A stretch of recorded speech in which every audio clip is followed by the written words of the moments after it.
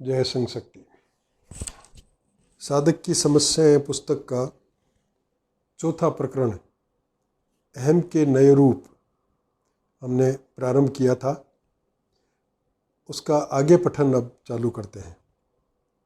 रोग का उपचार करने वाला वैद्य अपनापन जताकर रोगी के स्वास्थ्य लाभ की कामना से बलपूर्वक भी दवाई देता है। ऐसी परिस्थिति में सामान्यतः रोगी अपनेपन की भावनाओं को न पहचान कर वैद्य का दवाई के बल प्रयोग पर उसी का कंठ पकड़ने का अधिक प्रयत्न करता है। रोगी रोग में फंसा हुआ है और उसका उपचार करता है वैद्य। तो वैद्य जब तक अपनापन नहीं जताएगा, अपनी ड्यूटी नहीं निभाएगा, वैद्य के पास कोई मरीज आता है तो भी उसको अपनापन जताना पड़ता है कि हाँ, मैं तेरा शुभचिंतक हूँ, तेरे लिए अच्छा काम करूँगा, तेरे रोग को दूर करने के लिए जो भी उपयुक्त होगा वो करूँगा। इसी प्रकार यहाँ रोग है हमारे व्यक्तियों में, हमारे स्वभाव में। उन रोगों को दूर करने के लिए भी कोई वैद्य यानी हमारा शिक्षक, हमारा अग्रणी, हमारा बराबर का साथी जब कभी भी प्रयास करता है हमको ये समझाने का कि भाई ये थोड़ा गलत है, थोड़ा समझो, बात करो और करो, तो जो रोगी है वैद्य तो ये चाहता है, यानी जो समझाने वाला वो तो ये चाहता है कि किसी भी तरह से मैं ज़बरदस्ती भी इसको समझाना हो, ये बैठना नहीं चाहता, बैठा हूँ, इसको समझाऊँ, इसको किताब पढ़ाऊँ, उसको पुष्टि करने के लिए कि जो मैं कह रहा हूँ देखो सही है, ऐसा हमको करना चाहिए, किसी का उदाहरण दूँ, वो जो करता है। तो जो रोगी अर्थात जिस साधक को के ऊपर वो प्रयोग कर रहा है वो उसका कंठ पकड़ने तक को तैयार हो जाए, अर्थात वो उसका गले आ जाता है। वो उस बात को सोचे बिना कि इसने मेरे को अपना समझा है इसलिए मेरे लिए इस तरह का प्रयास कर रहा है, इस बात को सोचे बिना वो उससे उलझ जाता है।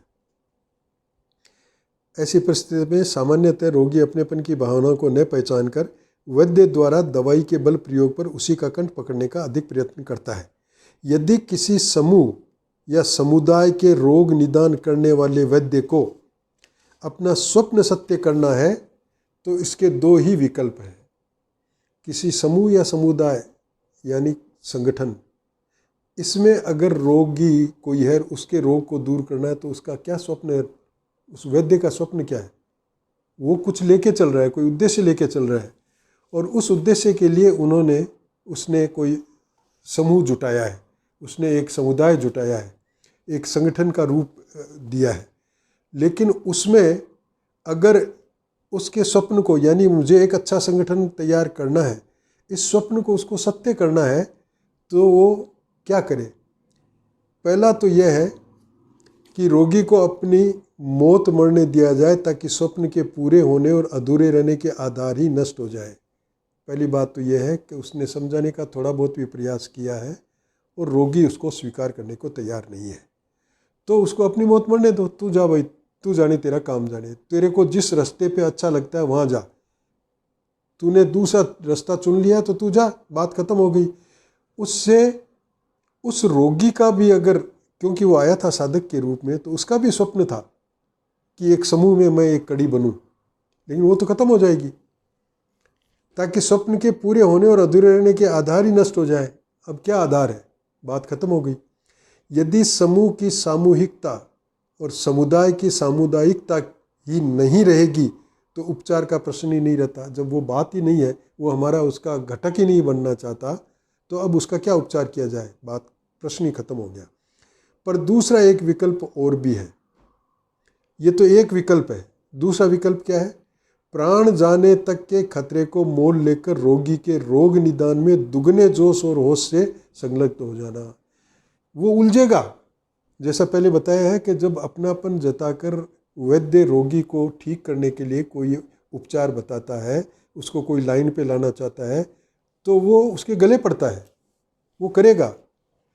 लेकिन अगर मुझे जो दूसरे विकल्प को अगर प्रयोग में लेना है तो वो ये है कि उस उलझने की परवाह किए बिना ज़बरदस्ती भी अगर करना पड़े तो भी ज़बरदस्ती अपने प्राण जाने तक के खतरे को, भाई उससे हो सकता है कि मेरे को भी बहुत कुछ हानि होगी, मुझे बहुत कुछ खतरा उठाना पड़ेगा, उसके बावजूद भी रोगी के रोग निदान में दुगने जोश और होश से संलग्न हो जाना चाहिए। ये दूसरा विकल्प है। अगर ये विकल्प काम में लेते हैं तो हमारा जो समूह है, सामुदायिकता है, जो संगठन है, उसमें हम उस एक घटक में या दो घटक में जो किसी में कोई रोग पैदा हो गया है उसको दूर करके समूह को आगे बढ़ा रहे हैं, समूह को मजबूत कर रहे हैं। और पहला क्या है कि ये स्वप्न उसका था, वो भी घटक बन के आया था, वो भी साधक बन के आया था हमारे साथ, लेकिन अब वो तैयार नहीं है तो उसको छोड़ो, जाने दो, उधर जाएगा तो। जो जिधर भी जाता है वो उस साधना पथ से दूर जाना चाहता है तो उसका आधार ही खत्म हो गया, उसका अगर स्वप्न था कोई तो खत्म हो गया। लेकिन वैद्य का जो स्वप्न है वो तो यह है कि इसको ठीक करना है, समूह बनाना है, इसलिए उसको दूसरा विकल्प ही अपनाना पड़ेगा। पहला विकल्प साधारण बौद्धिक दृष्टि से अच्छा विकल्प है, मगर स्वप्न अकेले रोगी का ही नहीं, रोग निदान का स्वप्न वैद्य का स्वप्न भी है। रोग मानवता का शत्रु है और उससे युद्ध कर निर्मूल कर देना मानवता का स्वप्न है। पहला उपाय बड़ा आसान है, उससे जो रोगी का अकेले का अगर स्वप्न है वो तो खत्म हो जाएगा, वो तो अब उस समूह का घटक नहीं बन सकता। वो समूह जिस उद्देश्य को लेकर चला है उस उद्देश्य में वो अब सम्मिलित नहीं है, वो अपनी राह दूसरी पकड़ ली उसने। लेकिन स्वप्न तो रोगी का ही नहीं था, रोग निदान का स्वप्न वैद्य का भी था। रोग नहीं रहे मेरे संगठन में, ये स्वप्न संगठनकर्ता का भी था। इसलिए जो संगठन करता है उसको तो मानवता का शत्रु है, रोग तो मानवता का शत्रु है, उसका खुद का वैद्य का भी स्वप्न है, इसलिए उसको दूर करना ही है। और रोग मानवता का शत्रु है और उससे युद्ध कर निर्मूल कर देना मानवता का स्वप्न है। मानवता का जिस प्रकार, पूरी मानवता में जिस प्रकार से किसी प्रकार का कोई भी विकृतियां नहीं रहे, कोई विकार नहीं रहे, ये पूरी मानवता का स्वप्न है। इसी प्रकार ये जो समूह लेके चल रहे हैं, जो संगठन करता है, उसका भी ये स्वप्न है कि मेरे संगठन में किसी प्रकार का कोई रोग न रहे। रोगी के रहने या न रहने से मानवता के स्वप्न पर प्रभाव नहीं पड़ता। अब जैसे एक रोगी को हमने पहले विकल्प में छोड़ दिया, वो हमारे साथ आने को तैयार ही नहीं है, हमने प्रयास किया, वो मानने को तैयार नहीं है, और जब देखा कि ये तो अब लाइलाज हो रहा है तब उसको छोड़ दिया तो वो आदमी तो गया, लेकिन एक आदमी के जाने से मानवता, एक रोगी के ख़त्म हो जाने से या एक रोगी के दूर चले जाने से कोई मानवता पे प्रभाव नहीं पड़ता। मानवता तो बहुत लंबी चौड़ी है। तो रोगी के रहने, एक रोगी के रहने या न रहने से स्वप्न पर प्रभाव नहीं पड़ता। मानवता का स्वप्न तो वो रहेगा ही, संगठनकर्ता का स्वप्न तो वो रहेगा ही कि मेरे संगठन में किसी प्रकार का रोग न रहे, चाहे कोई पर्टिकुलर व्यक्ति, कोई खास व्यक्ति जाता हो तो जाए। जिसके हृदय में मानव जाति के प्रति प्रेम है और मनुष्य के बीच रहकर जो आत्मीयता का अनुभव करता है, वह वैद्य रोगी की उछल कूद व विरोध के कारण अपने कर्तव्य और उत्तरदायित्व का त्याग नहीं कर सकता। अब वैद्य के लिए शर्त क्या बताई है कि अगर उसको मानवता से प्रेम है, मानव जाति से वो प्रेम करता है और मनुष्य के बीच में रहकर, समूह के बीच में रहकर आत्मीयता अनुभव करता है, तो उस पर ये उत्तरदायित्व है, उसका कर्तव्य बन जाता है कि रोगी जो कुछ भी विरोध कर रहा है, उछल कूद कर रहा है, उसकी परवाह किए बिना, उसकी फिर चिंता नहीं करे। वो विरोध कर रहा है तो उस विरोध को सहन करेंगे, उछल कूद कर रहा है तो उसको शांत करने का प्रयास करे और अपना उत्तरदायित्व समझकर उसको काम करे। उसको त्याग नहीं सकता क्योंकि ये तेरा उत्तरदायित्व है। वैसे व्यक्ति के लिए उपरोक्त पहला विकल्प निरर्थक है। तो ऐसा जो वैद्य है उसके लिए पहला विकल्प ठीक नहीं है, उसको तो दूसरा विकल्प ही अपनाना पड़ेगा। उसके लिए दूसरे विकल्प के सिवाय और कोई चारा नहीं। प्राण जाने का खतरा मोल लेकर भी उपचार विज्ञान के अनुभवों को जुटलाया न जाए। तो दूसरा विकल्प ही, जो अपने संगठन को मजबूत बनाना चाहता है, जो अपने संगठन में सभी प्रकार के रोगों को समाप्त करना चाहता है, ऐसे संगठनकर्ता के लिए मात्र एक ही उपाय है कि उसको दूर करने के लिए जो उपचार पद्धतियाँ, उपचार विज्ञान जितना भी है, उसका जो अनुभव है उसको ख़त्म नहीं किया, उसको झूठा नहीं होने देना है। यानी उपचार विज्ञान इतना प्रचलित हुआ है कि हर रोग का उपचार हो सकता है, तो अपनी पूरी ताकत लगाकर हर तरह का प्राण जाने तक का खतरा, हालांकि प्राण कोई सीधा नहीं जाता है, लेकिन प्राण जाने तक का खतरा से अर्थ यह है कि उसको कितना ही श्रम करना पड़े और उसको कितना ही समय बर्बाद करना पड़े, उसको कितना ही नुकसान हो व्यक्तिगत रूप से, लेकिन फिर भी उस रोग को दूर करने के लिए वो रात दिन लगा रहता है, क्योंकि उपचार हो सकता है, किसी भी रोग का उपचार हो सकता है।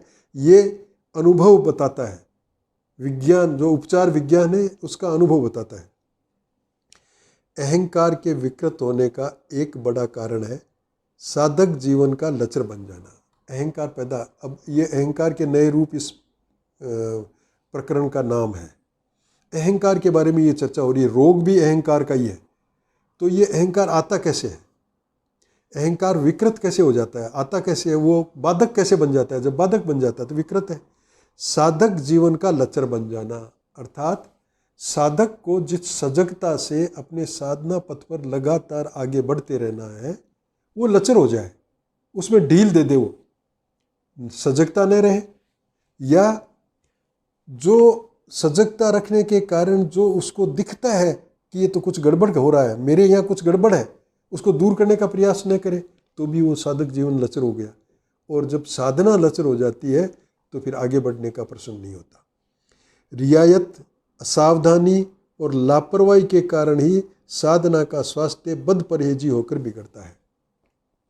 जैसे किसी को थोड़ी छूट मिल जाए, छूट कैसे, हम ही देते हैं छूट। हम किसी शाखा में जा रहे हैं और हमारे साथ उसमें आने वाले दूसरे लोग हैं और हमको ये कह दिया गया है कि शाखा ठीक 7 बजे शुरू होती है तो 7 बजे आना है। अब कोई आदमी 7 बजे नहीं पहुंच रहा है और उसका कारण बताता है, कारण हो सकते हैं, जेन्युइन कारण भी हो सकते हैं, लेकिन एक रियायत मिल गई कि ठीक है भाई ऐसा हो गया क्या, कोई बात नहीं, तो उस रियायत मिलने के कारण उसके थोड़ा सा अंश लचर जीवन का हो गया। और इस प्रकार जो रियायत मिलती है या जो सावधानी नहीं बरती जाती है या जो लापरवाही हो जाती है, व्यक्तिगत लापरवाही हो जाती है, उसके कारण से धीरे धीरे साधना का स्वास्थ्य बिगड़ जाता है, यानी साधना सही ढंग से नहीं हो रही है, बदपरहेजी हो रही है उसमें। यूँ देखा जाए रोग बिगड़ने का उत्तरदायित्व तो रोगी का तो है ही, पर वैद्य भी अपने आप को निर्दोष नहीं सिद्ध कर सकता। लेकिन वैद्य के इस उत्तरदायित्व की समस्या शिक्षक की समस्या है, इसलिए उस सूत्र को हम यहीं छोड़ते हैं। हम संगठन कर रहे हैं, हम शाखा में लोगों को बुलाते हैं, शाखा में काम करते हैं, शिविरों में जाते हैं, तो जो आ रहे हैं, जो साधक हैं, उनका उत्तरदायित्व तो है ही कि उनके अंदर कोई रोग न आने दे, वो सावधान रहे। लेकिन जो हमको ला रहा है, जो हमारा शिक्षक है, जो हमारा अग्रणी है, उसका भी उत्तरदायित्व है कि वहाँ रोग पनपने न दे।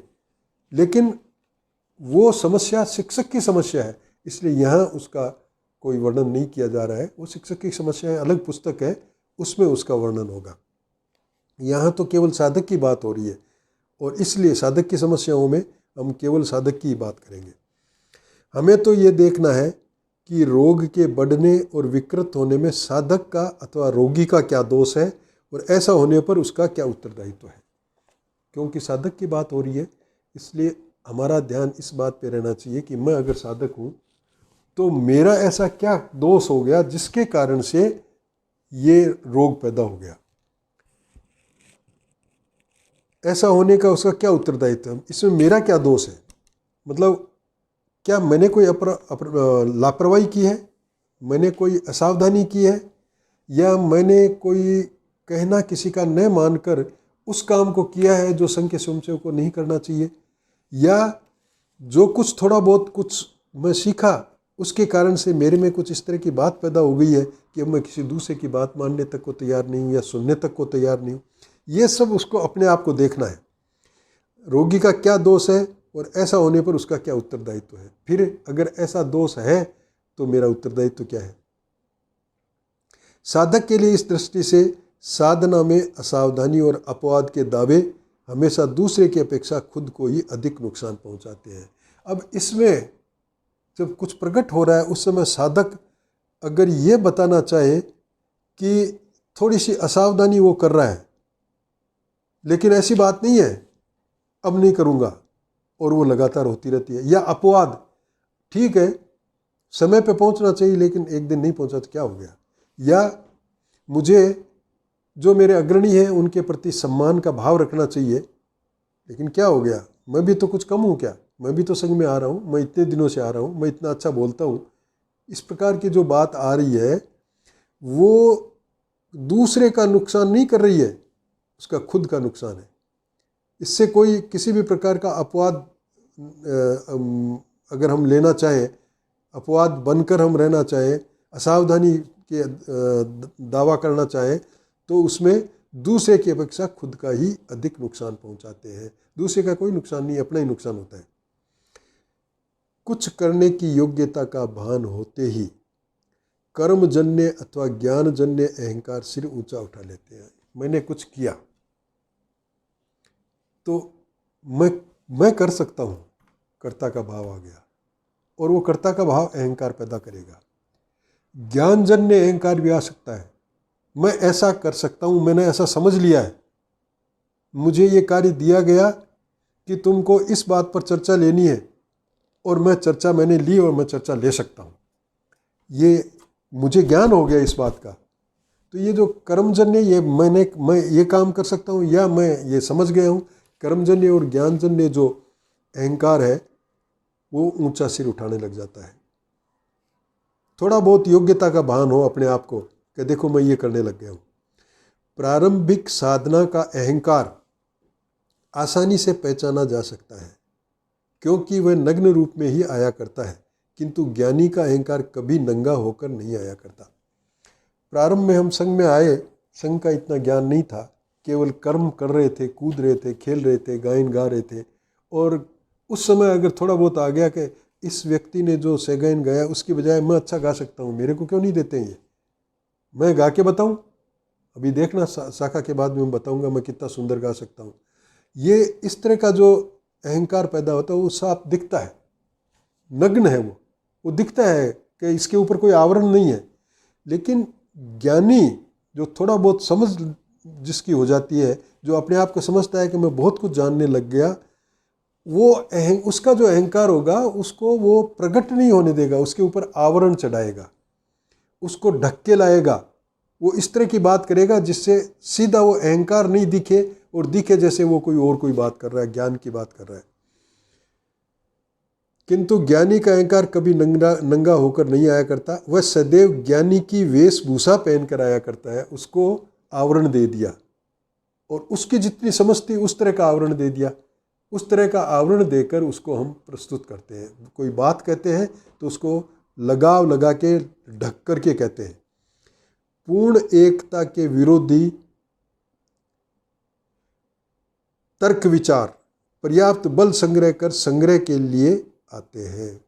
जब वो आवरण क्या देता है कि जो पूर्ण एकता का विरोधी तर्क विचार है, पूर्ण एकता तो कब होगी, जब हमारे एक व्यक्ति की भी पूर्ण एकता कब होगी, जबकि मेरी सब इंद्रियां मेरे वश में हो, मेरा मन मेरे वश में हो, मेरा शरीर मेरे वश में हो, नियंत्रण में हो मेरे, उस समय पूर्ण एकता होगी मेरे। लेकिन मेरी एक इंद्रिय मेरे वश में नहीं है तो पूर्ण एकता नहीं है। तब मैं क्या करूँगा, मैं ऐसे तर्क दूंगा जो कि उसके विरुद्ध है पूर्ण एकता के। पूर्ण एकता से क्या मतलब है, अब ठीक है एक जीभ का स्वाद किसी का है तो है, उससे संघ में क्या फर्क पड़ता है। संघ में हम काम करते हैं, जो हमको संघ में खिलाया जाता है वो हम खाते हैं, लेकिन इसके अलावा मेरा कोई एक रुचिकर स्वाद है और वो चीज़ मैं अलग से खाता रहता हूँ तो इससे क्या फर्क पड़ता है। ये उसने विरोधी तर्क विचार दिया और उसका संघर्ष प्रारंभ हो गया। वे साधक की साधारण निग्रह क्षमता को उपेक्षित कर देते हैं। निग्रह क्षमता क्या होती है, निग्रह का अर्थ होता है निवृत्ति या संयम। तो जो ऐसे तर्क मैं देना प्रारंभ करूं मेरी बात को छिपाने के लिए, तो जो मेरा धैर्य है, मेरा अनुशासन है, मुझे जो परहेज लेना चाहिए वो सब मैं छोड़ देता हूँ, वो संयम मेरा जाता रहा। और इसलिए क्षमता को उपेक्षित कर देता हूँ। वो जो एक क्षमता थी, अपने खुद के संयम के कारण से उस क्षमता को मैं उपेक्षित कर देता हूँ, उसके अलग छोड़कर चल देता हूँ।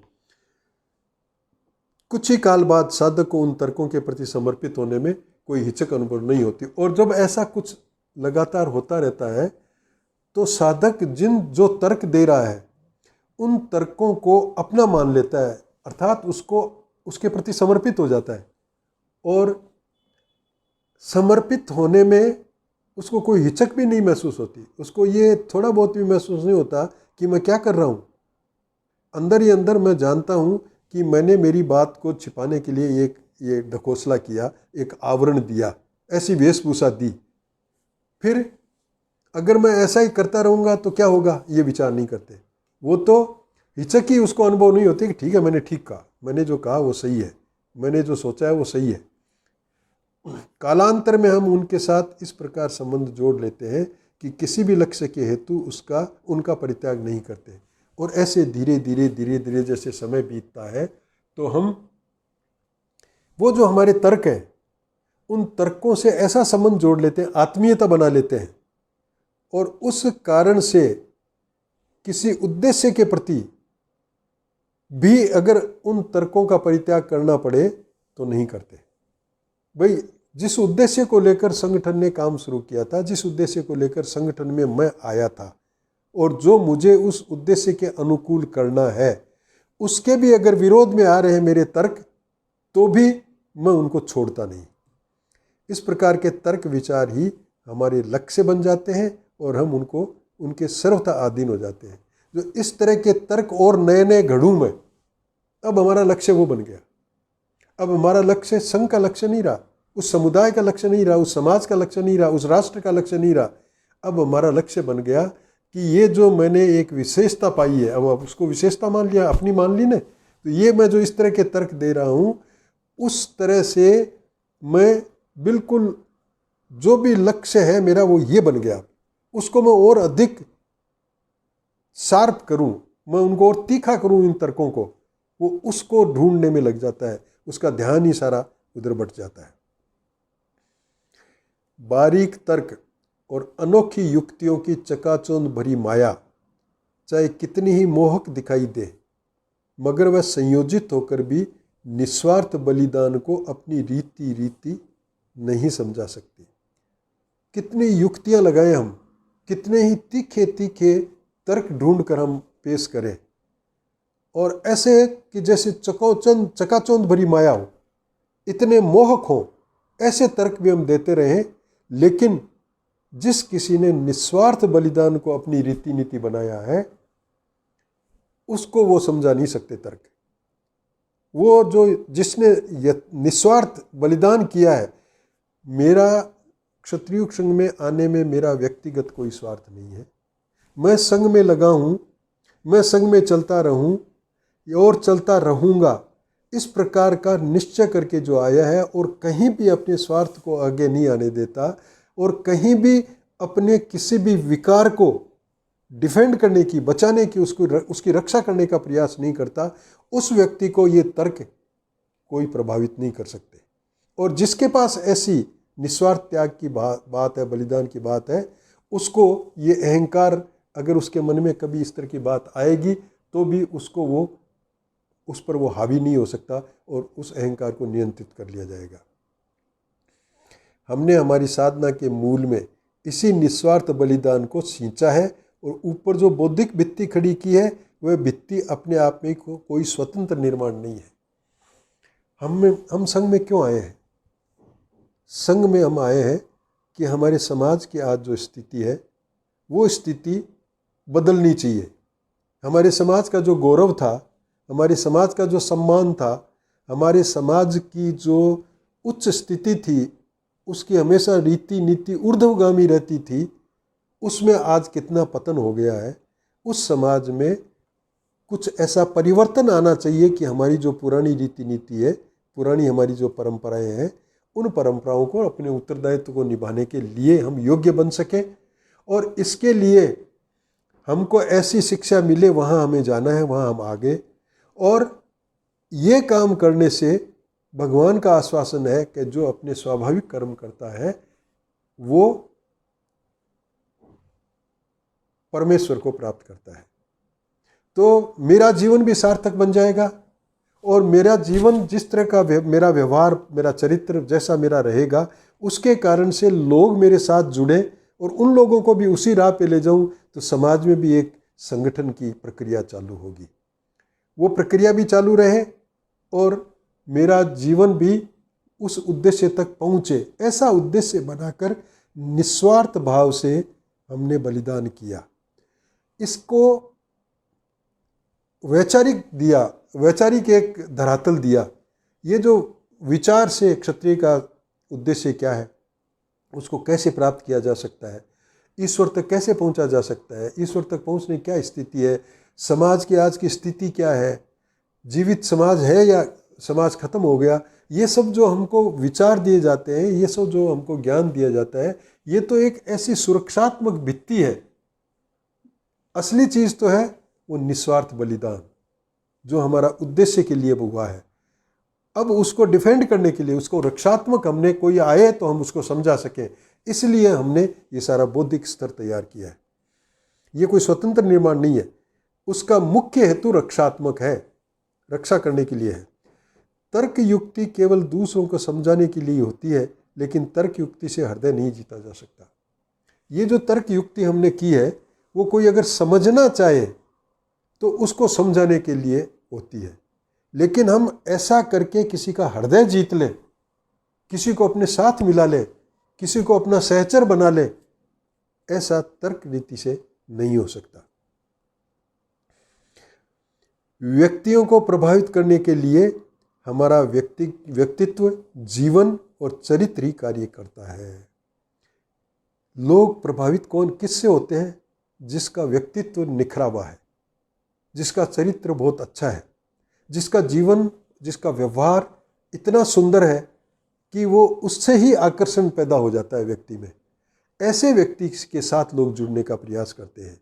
इसलिए मुख्य बात तो ये हो गई कि हम तर्क के हिसाब से अपनी रक्षा कर सकते हैं, लेकिन तर्क के हिसाब से लोगों को अपने साथ जोड़ नहीं सकते, उनको खींच नहीं सकते। वो अपना जीवन सुधारे बिना नहीं हो सकता। वो हमारे खुद के जीवन को सुधारना जरूरी है। तर्क युक्ति से हम लोगों को केवल चुप या निरुत्तर कर सकते हैं। इस प्रकार साधना में निस्वार्थ आत्म बलिदान के स्थान को बौद्धिक कलाबाजियां नहीं ले सकती। इसलिए बौद्धिक कलाबाजी से कोई हम कुछ जीतना चाहें किसी को या किसी को अपने साथ मिलाना चाहें, वो नहीं होगी। लेकिन निस्वार्थ आत्म बलिदान अगर है, कोई स्वार्थ नहीं है, कुछ नहीं मिल रहा है हमको, कोई हमको भौतिक रूप से किसी प्रकार का कोई स्वार्थ नहीं है, लेकिन इससे हमारा जीवन सुधर रहा है, इससे हमारा व्यवहार सुधर रहा है, इससे हमारा चरित्र बन रहा है, तो लोग आकर्षित होंगे। इस प्रकार साधना में निस्वार्थ आत्म बलिदान के स्थान को बौद्धिक कलाबाजियां नहीं ले सकती। बौद्धिक क्षमताओं से रक्षात्मक युद्ध लड़े जा सकते हैं, उनसे दूसरों की नज़रों में हमारे कार्य का औचित्य सिद्ध किया जा सकता है।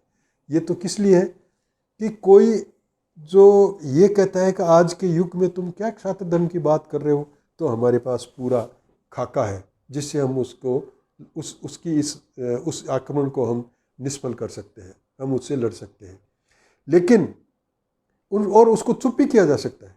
लेकिन जो चुप हो जाता है तर्क में, वो अपनी हार मानता है उसको, और तब वो और नए नए तर्क लेके आता है और नए नए तरीके से आपको जुटलाने का प्रयास करता है कि तुम्हारी बात गलत है।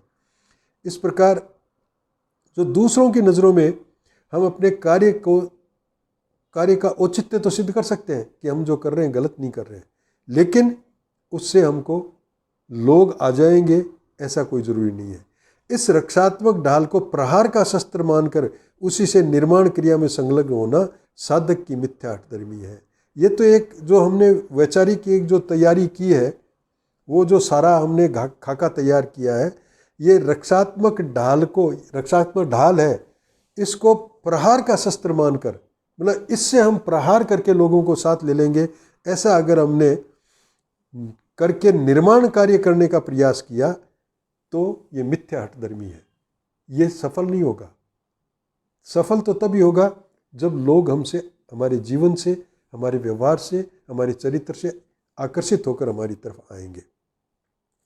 ऐसे तर्क व बौद्धिक क्षमताएं निर्माण की मंजिल में सदैव असफल रही हैं।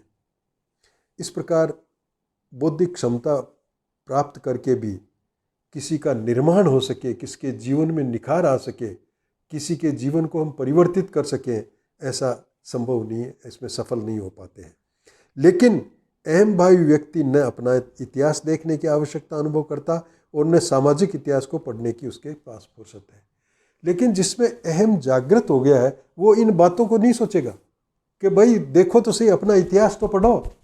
मैं बौद्धिक तर्क देकर मैंने भिन्न भिन्न प्रकार के तर्कों के कारण से मैं क्या मेरे अंदर परिवर्तन ला सका हूँ, वो इस बात को नहीं देखता, नहीं ला सका है और इसमें असफल रहा है, लेकिन उस बात को भी नहीं देखता। और न इतिहास को देखता है कि जहाँ जहाँ कहीं भी इतिहास में हमारी गलतियाँ हुई है, अहंकार के कारण हम आपस में लड़े हैं, अहंकार के कारण हमने एक दूसरे की टांग खींची है, वहाँ क्या कोई तर्कों के माध्यम से किसी को समझा सका है, बौद्धिक से क्या किसी को अपने साथ मिला सका, क्या इस अहंकार को समाप्त कर सका है? ये खाका पड़ा है हमारे सामने। लेकिन जो अहंकारी है वो न तो अपनी उस बात को देखता है, वो न इतिहास की बात को देखता है। अहम का उद्गम अज्ञान से है, यद्यपि उसका दावा ज्ञान का है। अहंकार पैदा कैसे होता है? अज्ञान से। ज्ञान अगर हो तो ये समझ में आ जाएगी कि किस बात का अहंकार कर रहा हूं मैंने क्या पाया यहाँ जो मैंने पाया उसमें मेरा क्या है, उसमें मेरा क्या परिश्रम है। ये एक प्रक्रिया ऐसी है, संघ का सारा शिक्षण ऐसा है जिसमें आने से हमको कुछ प्राप्त हो जाता है। उसमें मैंने क्या किया, मैं तो सिर्फ आया हूँ, मैंने कोई ऐसा प्रयास तो नहीं किया कि ये जो प्राप्त हुआ है मुझे वो मैंने अपने आप प्रयत्न करके प्राप्त किया हो। लेकिन उसका दावा ज्ञान का है। अज्ञान के कारण अहंकार पैदा होता है, लेकिन वो नहीं मानता कि अज्ञान है, वो तो कहता है मेरे को ज्ञान ही अब हुआ है। और उस अहंकार के पनपने से फिर वो रुकावटें पैदा हो जाती है। असल में वह कर्म के कर्ता होने के श्रेय का लोभ संवरण नहीं कर सकता। जो कुछ उसने आज तक पाया है वो मेरे कारण है। ये जो कर्तापन का भाव है उसको वो छोड़ नहीं सकता, वो उस कर्तापन के भाव को बनाए रखना चाहता है। कर्मजन्य अहंकार वास्तव में मानव जाति की पीढ़ियों का अज्ञान है। कर्म करने से अहंकार पैदा होता है। ये कोई हमारे इस साधना पथ में जो लोग आए हैं, क्षत्रिय संघ में जो लोग आए हैं, उनमें ही अहंकार जागृत हो रहा है, ऐसी बात नहीं है। ये तो मानव जाति की पीढ़ियों का अनुभव है। मानव जाति में प्रारंभ से ही ऐसा होता आ रहा है कि जो थोड़ा बहुत भी कुछ करता है वो अपने आप को कुछ समझने लग जाता है, कर्तापन का भाव उसमें आ जाता है। उसकी प्रत्यक्ष और प्रच्छन्न अनुभूतियों में उसने मानसिक की अपेक्षा शारीरिक और आध्यात्मिक की अपेक्षा मानसिक अनुभूतियों को प्राथमिकता देना युगों से सीखा है। उसने जो अनुभूतियाँ की है प्रत्यक्ष रूप में, किसने? मानव जाति ने या साधक ने। तो उसने जो दिख रही है प्रत्यक्ष रूप में जो अनुभूतियाँ किया है, या जो प्रच्छन्न है यानी जो विलुप्त है, आच्छादित है। प्रत्यक्ष प्रच्छन्न का अर्थ होता है या तो आच्छादित या विलुप्त होना। तो आच्छादित है मतलब वो ढकी हुई है इसलिए अभी नहीं दिख पा रही, या विलुप्त हो गई थी लेकिन अब उसकी सामने कोई हमको स्थिति नज़र नहीं आ रही है। तो चाहे प्रत्यक्ष हो या प्रच्छन्न हो, चाहे छुपी हुई हो, जिन अनुभूतियों को उसने मानसिक की अपेक्षा शारीरिक, जहाँ मानसिक बात को पकड़ना चाहिए वहाँ तो हम शरीर पे अकड़े रहे, और आध्यात्मिक अपेक्षा मानसिक अनुभूतियों को, और अध्यात्म की ओर बढ़ना चाहिए उस समय मानसिक बात को पकड़ के बैठ गए। इन प्राथमिकताओं को देना युगों से सीखा है। ये कोई क्षत्रिय संघ में ही ऐसा हो रहा हो, पहली बार ऐसा नहीं है, बल्कि ये युगों से ऐसा ही मानव जाति का ये स्वभाव बन गया है। जो सन्यासियों के पास जाकर साधना करते हैं, जो अलग आश्रमों में जाकर साधना करते हैं, उनके साथ भी ऐसा ही बीतता है, क्योंकि ये मानव जाति का स्वभाव बन गया है कि थोड़ा बहुत भी कुछ कर्म किया और उसमें वो अपने कर्म को कर्ता बनकर उस कर्म का जो फल है उसको अपना कर्ता बनकर मैंने ऐसा किया, इस अहंकार को जागृत कर लेता है। कर्म संसार का सबसे बड़ा भ्रम है। कर्म संसार का सबसे बड़ा भ्रम कैसे है? कर्म तो हम करते हैं, कर्म के बिना तो कुछ हो ही नहीं सकता। कर्म तो आवश्यक है और जब तक जीवन है कर्म किए बिना कोई रह नहीं सकता। लेकिन उससे भ्रम पैदा हो जाता है। वो क्या होता है? लेकिन इस भ्रम का छेदन कर्म से ही होता है। कर्म किया और उससे भ्रम पैदा हो गया, ये तो मेरे कारण हुआ। इसका छेदन भी कर्म करते रहेंगे तब पता चलेगा कि मैंने तो ये काम किया था, इसका फल ऐसा आना चाहिए था, आया तो नहीं। तो जो कर्म के कारण भ्रम पैदा हुआ था वो उसका छेदन हुआ, उसका सिर कटा। कर्म करने के बाद ही हमें कर्ता कौन है कि अनुभव होती है। कर्म करते जाएंगे करते जाएंगे करते जाएंगे तब पता चलेगा कि कर्ता कौन है। कैसे? क्योंकि हम कर्मों को जितना अपनी शक्तियों के वशवर्ती देखते हैं उतना कर्मों का फल हमें नहीं दिखाई देता और तभी एक लंबे काल के बाद हम कर्तापन के अहम से मुक्त होते हैं। कर्तापन का अहम आया हमारे अंदर कि मैं करता हूँ।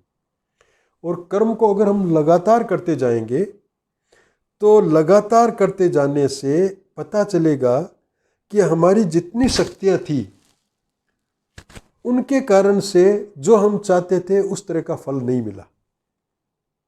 तो इसका मतलब है कि फल जो है वो मेरे कर्म के कारण नहीं हुआ, मेरे कारण नहीं हुआ है। फल अलग चीज़ है, कर्म करना अलग चीज़ है। उसका फल कैसा आएगा वो मेरी शक्तियों के अनुकूल नहीं हो सकता। वो ऐसा बार बार करता है तब पता चलता है। जब लगातार साधना में आगे बढ़ता है तब पता चलता है कि मैंने ऐसा प्रयास किया था पर सफल नहीं हुआ। इसका मतलब कोई फल देने वाला और है, और जब फल देने वाला और है तो फिर काहे का अहंकार करता हूं मैं?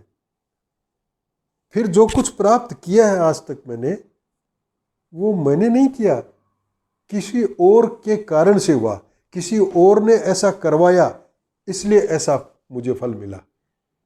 तो ये लगातार करते रहने से धीरे धीरे ये अनुभव होता है कि हमारी शक्तियों के कर्म, क्योंकि हम कर्मों को जितना अपनी शक्तियों के वर्षीवर्त देखते हैं कि कर्म तो करना मेरी शक्ति, मेरी ये ताकत है, मेरा ये दावा है कि मैं ये काम कर सकता हूँ।